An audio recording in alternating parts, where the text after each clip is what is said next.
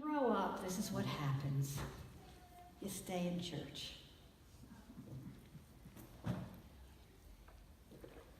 Irony is sometimes missed on church secretaries. It would never be missed on our administrative assistant, Heather. But your ordinary church secretary or administrative assistant sometimes just puts in announcements without even thinking. Like the one that says, the Peacemaking Committee meeting has been canceled due to a conflict. And there's also the one that the same person probably wrote, prophecy class canceled due to unforeseen circumstances. There are two types of peacemaking in life. There is the peacemaking that we do directly with people with whom we are having a conflict, and there is third-party peacemaking, where we're trying to help two people not to do grievous bodily harm to each other and come to some sort of reconciliation. The third-party kind is frequently the responsibility of diplomats and occasionally something that friends and family members do. But coming between two people or groups who are at odds with one another and seeking to bring about healing is not something that everyone can do. It's very tricky. Neither form of peacemaking, however, is easy, but both are essential in the world. While you may not be called to be a peacemaker between others, every one of us has to do the first kind of peacemaking at one time or another. James says that where there is envy and selfish ambition, there will be every evil practice. And he asks, what causes quarrels and fights among you? And he answers himself, it's wanting what we don't have, coveting what we can't get, and not receiving from God because our motives are selfish. Conflict is unfortunately everywhere. It can arise when we least expect it. And most of us do not enjoy living in a state of conflict. I have to say most of us because there's got to be some people out there who actually like it at least some of the time. Aggressive trial lawyers would not be successful if they didn't feed off conflict to some extent. And politicians wouldn't survive a day if they didn't sometimes relish the fight. But to live in chronic conflict, in ordinary life, in our personal lives, that is destructive to everyone's health and well-being. But we human beings seem to find it much easier to stir up trouble than to live at peace with one another. We have a knack for it. A simple misunderstanding can spark a crisis. And when it comes to handling it, our so-called wisdom is self-centered. And because it is self-centered, it resolves nothing. But God's wisdom is not like human wisdom. James gives us a descriptive list of terms for God's wisdom.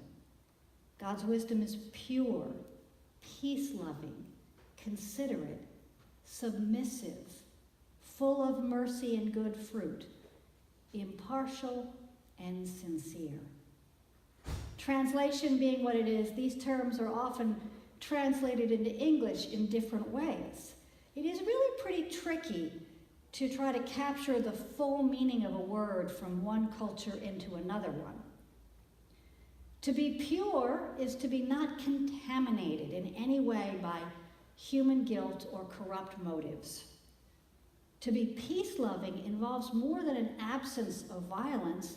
It is the presence of wholeness. When James says that God's wisdom is considerate, Some versions actually translate this as gentle. For this word, we are better off trying to capture the meaning in a few words. What we have in English as considerate is a word in Greek that means to lovingly consider everyone involved. It is to be fair, to be patient, to be reasonable. It's to be equitable, and whatever the situation is, to fulfill the spirit of the law, not just the letter of the law. When Abraham Lincoln was a young attorney, he once refused to take a case, even though he could win this case. His response to his prospective plaintiff was this: "Yes, we can doubtless gain your case for you. We can set a whole neighborhood at loggerheads.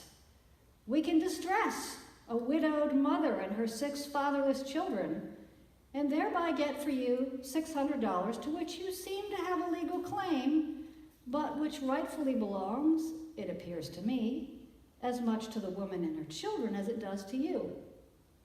You must remember, however, that some things legally right are not morally right.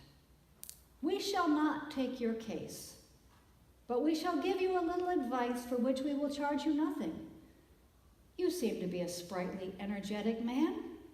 We would advise you to try your hand at making $600 in some other way." To be considerate is to not just do what we can, but what is best for all. As difficult as some people might find it to abandon their rights in favor of what is right, however, the next word on James's list is one that some people, especially Americans, find as really galling. James says that God's wisdom is submissive. Submissive is a very unpopular word in our country. No one wants to be called submissive. We don't reward people for being submissive. Dogs are submissive, at least some of them are. Why on earth should this be something that we should strive for? But submissive in this context does not mean being a doormat. It means being the opposite of pig-headed and stubborn.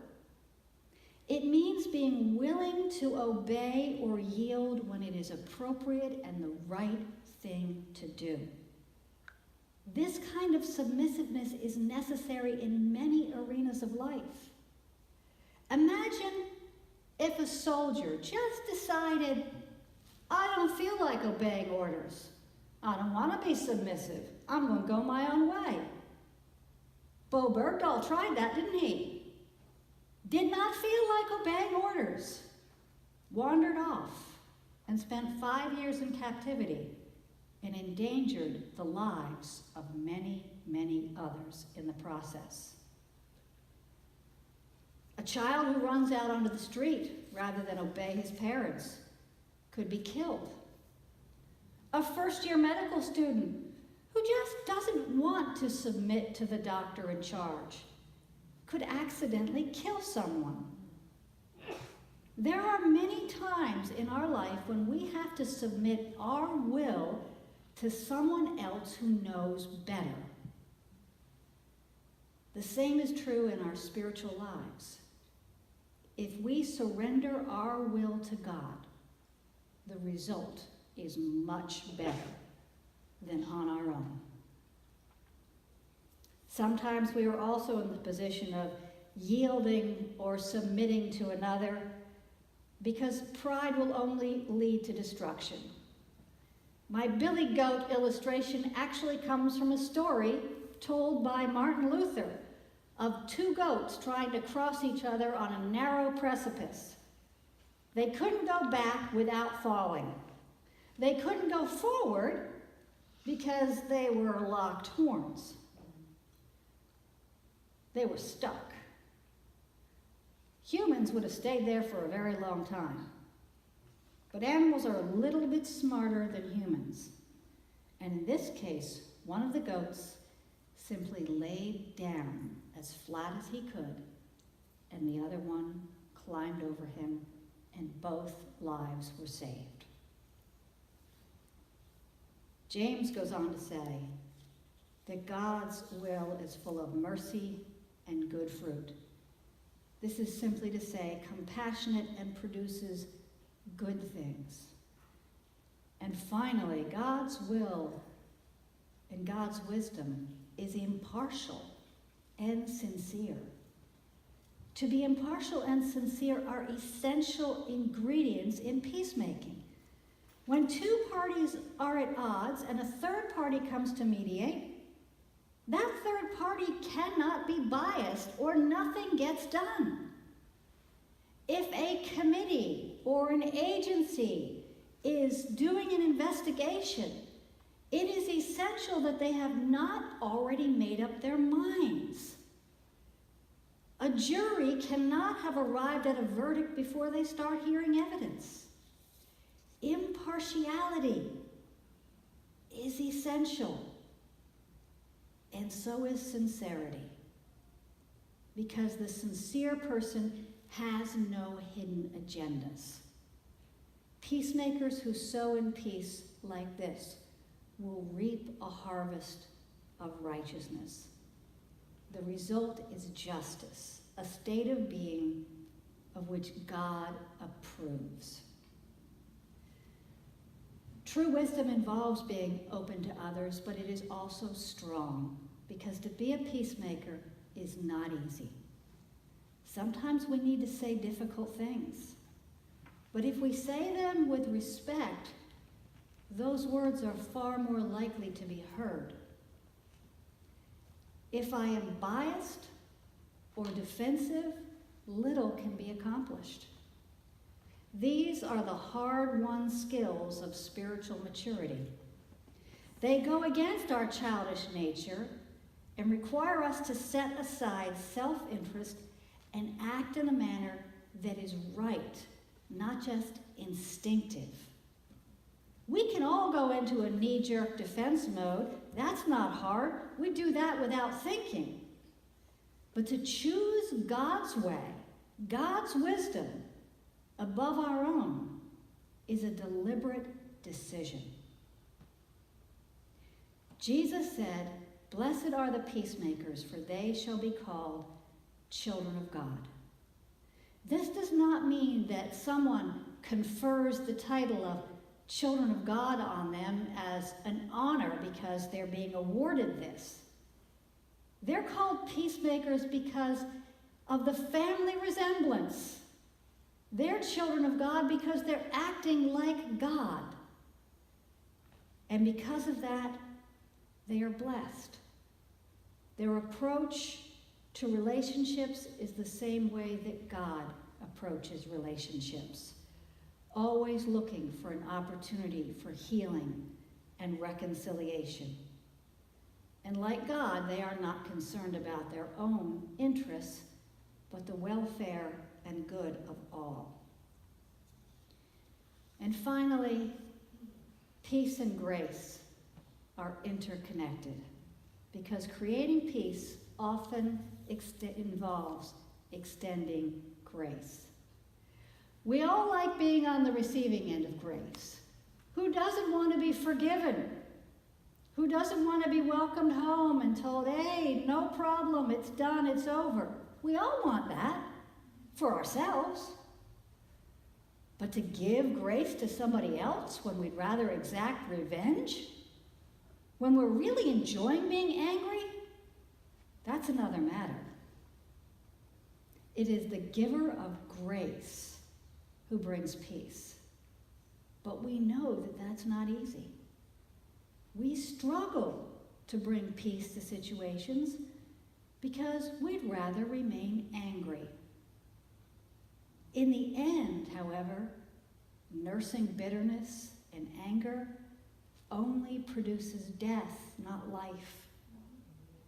If we submit ourselves to God's perfect will and resist the devil, who is tempting us to hold on to our rage and our pride and come near to God, then we can be channels of God's peace. When I open my heart to God and let go of my will, there will be peace. Peace within and peace without. And even in circumstances beyond my control, where conflict is flourishing all around me, I can still experience God's peace because I don't need to defend myself. God is perfectly capable of doing that. Amen.